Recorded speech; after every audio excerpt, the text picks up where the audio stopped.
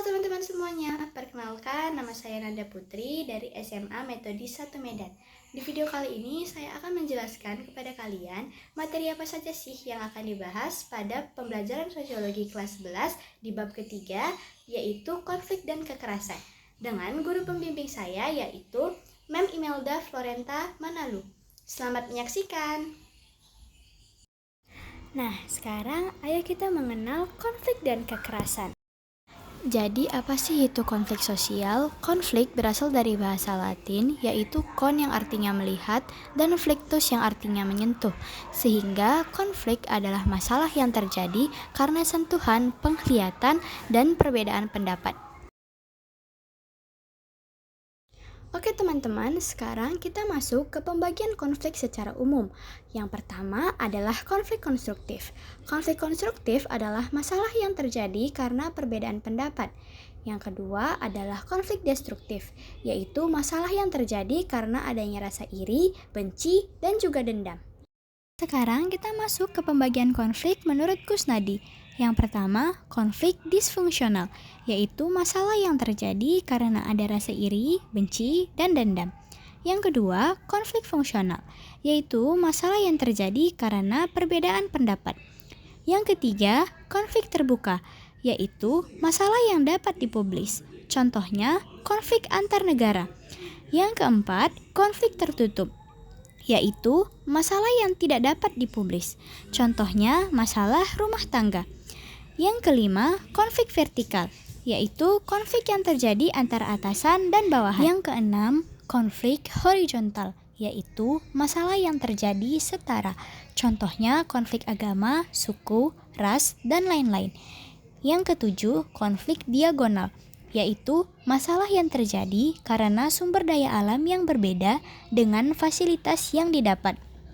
Yang kedelapan, konflik politik, yaitu masalah yang berhubungan dengan politik. Contohnya, kasus pemilu 2024. Yang kesembilan, konflik internasional, yaitu masalah yang terjadi antar negara, baik bilateral maupun multilateral.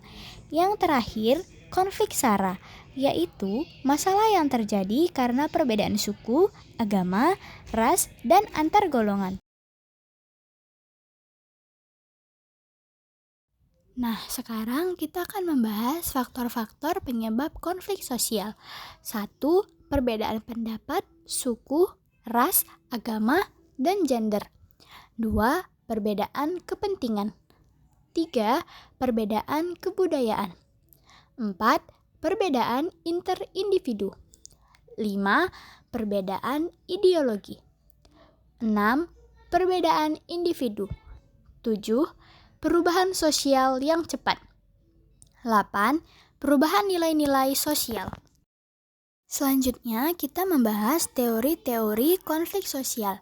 Yang pertama, teori hubungan sosial, yaitu konflik sosial terjadi karena adanya hubungan sosial. Yang kedua, teori identitas. Konflik sosial terjadi karena identitas seseorang yang berbeda dengan orang lain. Yang ketiga, teori kebutuhan manusia, yaitu konflik terjadi karena faktor kebutuhan. Contohnya seperti rebutan bansos. Yang keempat, teori kesalahpahaman antar budaya, yaitu konflik yang terjadi karena ada stereotip dengan budaya lain. Yang kelima, teori negosiasi konflik, yaitu konflik terjadi karena ketika terjadi negosiasi ada salah satu pihak yang dirugikan. Contohnya negosiasi keuntungan bisnis. Yang keenam, teori permainan, yaitu konflik sosial terjadi dari main-main. Contohnya seperti ejek-ejekan nama orang tua.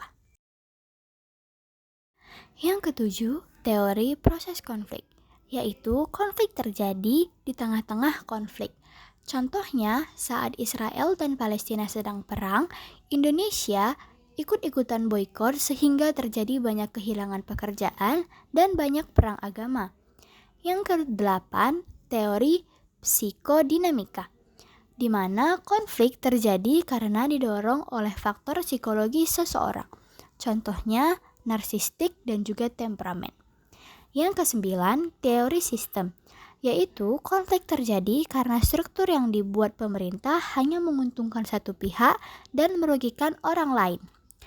Yang ke-10, teori transformasi konflik, yaitu konflik terjadi berubah wujud dari konflik yang berbeda.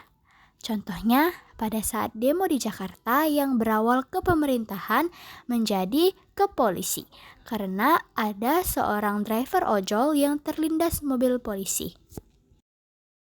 Konflik sosial memiliki dua dampak, yaitu dampak positif dan juga dampak negatif. Dampak positifnya meningkatkan solidaritas kelompok, melahirkan nilai dan norma baru, serta menjadi alat perubahan sosial. Sedangkan dampak negatifnya, kehilangan harta benda dan nyawa, merusak tatanan masyarakat, retaknya persatuan, serta perubahan kepribadian. Setelah sudah mengenali konflik, sekarang kita akan mengenali kekerasan. Apa sih itu kekerasan?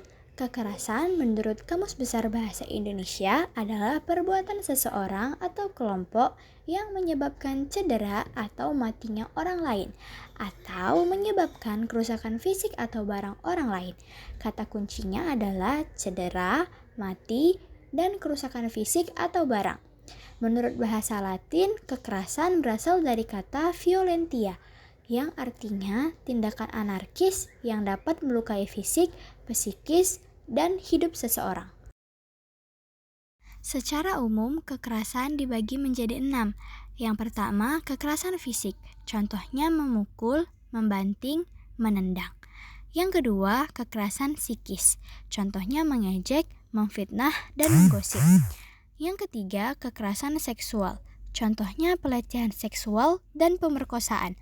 Yang keempat, kekerasan emosional, contohnya memfitnah dan silent treatment. Yang kelima, kekerasan langsung, contohnya bullying dan memukul. Yang terakhir, kekerasan tidak langsung, contohnya teror. Selanjutnya, kita masuk ke teori kekerasan sosial. Yang pertama, teori individual. Kekerasan sosial terjadi karena faktor dari dalam diri sendiri, contohnya kelainan jiwa dan obat-obatan. Yang kedua, teori antar kelompok. Kekerasan sosial terjadi karena perbedaan yang dibuat individu atau kelompok, contohnya suku, agama, ras, antar golongan. Yang ketiga, teori dinamika kelompok. Kekerasan sosial terjadi karena masyarakat saling tidak peduli, contohnya tragedi 1998. Yang keempat, teori pengalaman pribadi. Kekerasan sosial terjadi karena dulunya adalah korban kekerasan, contohnya KDRT. Yang kelima, teori agresif frustasi.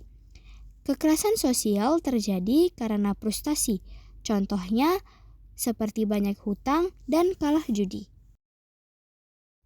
Yang keenam, teori eksistensial. Kekerasan sosial terjadi karena kebutuhan dasar tidak dapat terpenuhi. Yang ketujuh, teori spiral. Kekerasan sosial terjadi karena berkaitan dengan kondisi kehidupan masyarakat yang di bawah standar layak. Kita akan membahas pembagian kekerasan menurut para ahli, salah satunya Johan Galtung. Yang pertama, kekerasan struktural, yaitu kekerasan yang dilakukan oleh pemerintah tidak berlaku adil terhadap semua masyarakat. Contohnya gerakan Aceh Merdeka. Yang kedua, kekerasan kultural, yaitu kekerasan yang terjadi karena budaya masyarakat setempat. Contohnya seperti budaya fanatisme berlebihan. Yang ketiga, kekerasan langsung, yaitu kekerasan yang dilakukan secara langsung baik fisik maupun psikis. Contohnya memukul dan memaki. Dan yang keempat adalah kekerasan tidak langsung. Setelah kita sudah membahas tentang konflik dan juga kekerasan, berikut adalah cara penyelesaiannya. Yang pertama, arbitrase, yaitu pihak ketiga yang berhak mengambil keputusan. Contohnya seperti kepala sekolah. Yang kedua, mediasi. Pihak ketiga yang diundang hanya sebagai mediator. Contohnya guru BP. Yang ketiga, koersi, yaitu menyelesaikan masalah secara paksa. Contohnya perbudakan dan Satpol PP. Yang keempat, segregasi, yaitu menyelesaikan masalah dengan cara menghindar. Yang kelima, stalemate, yaitu menyelesaikan masalah dengan mengadu kekuatan yang seimbang. Yang keenam, adjudikasi, yaitu menyelesaikan masalah di pengadilan. Yang ketujuh, gencatan senjata, yaitu menurunkan senjata. Yang kedelapan, eliminasi, yaitu menyelesaikan masalah dengan mengeluarkan salah satu pihak yang sedang bertikai. Yang kesembilan, kompromi, yaitu mengundang pihak ketiga dan menurunkan tuntutan masing-masing. Contohnya konferensi meja bundar. Yang kesepuluh, konsiliasi, yaitu mengundang pihak ketiga di mana pihak ketiga dan pihak bertikai mengurangi tuntutan masing-masing. Contohnya Komisi 3 Negara. Dan yang terakhir adalah perang.